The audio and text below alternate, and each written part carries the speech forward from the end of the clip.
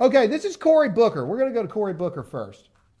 And the reason we're going to show you the congressional thing first is because we want to show you what happened, but also we want to put it to where like a lot of people seem to tune that out.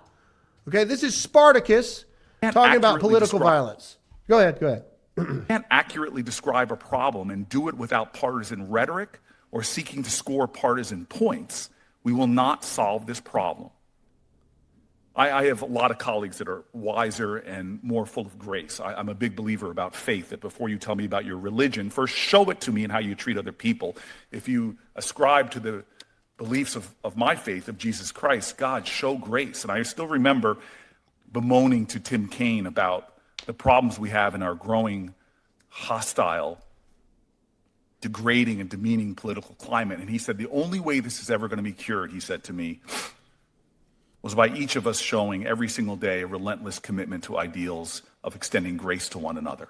Pause. That's interesting. Go to the next little slide we got on this, Todd. That's interesting because Cory Booker endorses Jay Jones for Attorney General even after it came out that Jay Jones wants to murder his competition and his family, including his wife and children. Old Spartacus here. Piss on their graves. Yeah. Take a old pee-pee on their graves. Yeah, let's do it. You know, this is Spartacus. Okay, let's keep going.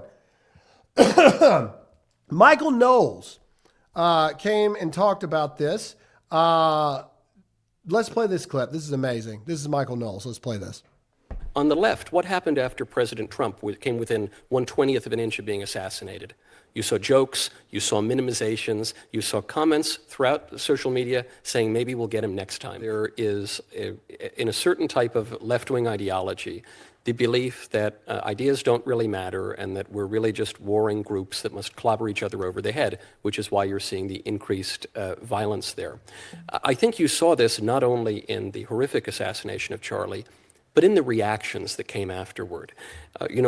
As the scene was unfolding, a Democrat analyst, Matthew Dowd on MSNBC, the left-wing cable outlet, blamed Charlie Kirk. He said, quote, "Hateful thoughts lead to hateful words, which then lead to hateful actions." The New York Times reacted by publishing the assassination-related musings of Hassan Piker, a prominent left-wing streamer who has suggested the assassination of Senator Tom Cotton and who has said, quote, of conservatives, "Kill those mother effers, murder those mother effers in the street, let the streets soak in their effing red capitalist blood." I could go on and on with the reactions. We all saw it, and they're reflected in other public opinion surveys relating to approval of violence. So it would appear that this is not merely a matter of some fringe actors, some extremists who simply have an emotional problem, as has been suggested here today. This would seem to be clearly an ideological issue at every level of the American left, which needs to be addressed accordingly, or else we're just twiddling our thumbs. We are not doing anything to solve the problem. If those same things arose in the... All right, this is Knowles on the idea that there's violence being on both sides. Let's play this. Again, we won't play all of it, but let's hear a little bit of it because we want to get to some other things. Let's go. Suggested that we condemn political violence, which surely we must all do. But then he suggested that we not try to pinpoint exactly which side the violence comes from.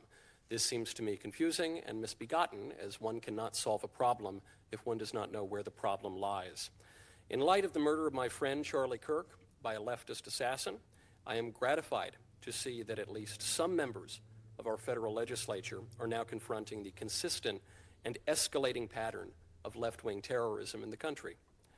Lest I be accused of partisan invective, on September 23rd, no less an emblem of American liberalism than The Atlantic magazine published an article citing a recent study from the Center for Strategic and International Studies, admitting that the left is more violent today than the right.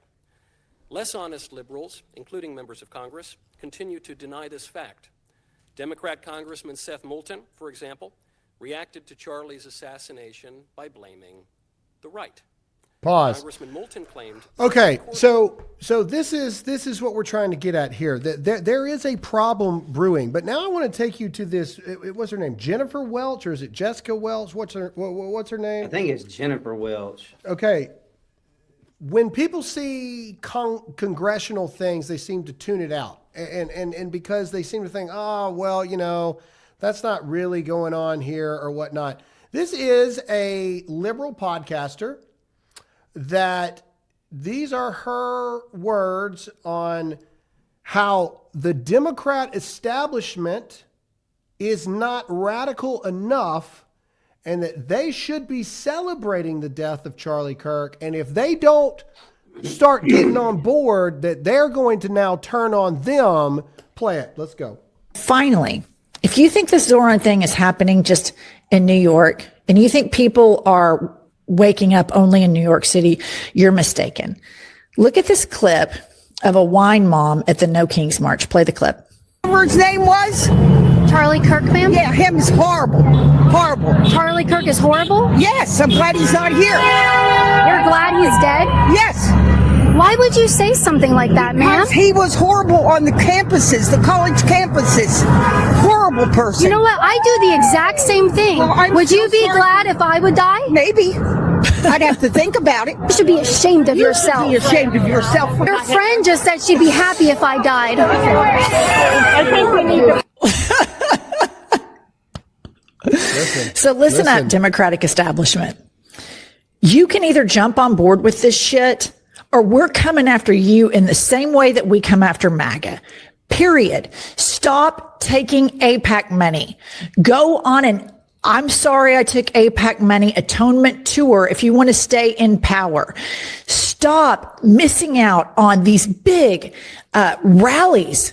Hakeem and Chuck should have been front and center introducing. So she gets really vulgar there after this, but here's the point, and this is what I want to drive home, and leave her on the screen just for a minute, Todd. This person, Psycho, represents the majority of the liberal. Mm-hmm. You see, she's not the exception, she's the rule. And if you haven't caught on yet that these people, these demonic, crazed, violent people, you notice the woman that was talking to the girl, I can't remember her name right this second. She does this all the time, but that was an older woman. Very good at it too. Very good. But that was an older woman. Mm-hmm. So see, these people have been living amongst us for many, many, many years. But see here, 8% of Americans say they participated in a No Kings protest on October 18th. The biggest things are 65 plus and college graduates. These people have been walking amongst us for decades. Yeah. But now they have been radicalized. Can you imagine a world when it would have been okay for us to hear someone say, yeah, I'm glad somebody's dead. I can't even fathom. And then while interviewing this young woman interviewing her, she says, well, I do the same thing. So do you think I should die too? And she said, maybe. And what I'm trying to drive home to everyone here is everybody keeps saying to me, Graham, you know, you seem to have really become radicalized after Charlie. And I say, I've become radicalized. Have you not seen? Have you not heard? Are you not paying attention? It is us versus them. It is good versus evil. And ladies and gentlemen, if you vote Democrat, if you consider yourself a liberal or a leftist or whatever, you are on the side of evil. Yep. You just are.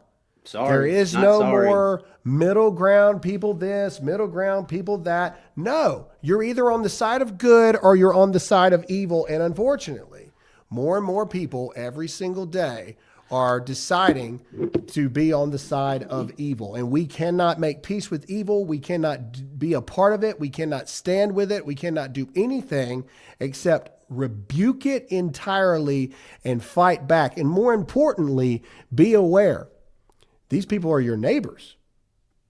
These people have their doctors, kids. nurses, teachers. Doctors, nurses, teachers. They have their kids at the same school that your kids go to. It is an us versus them.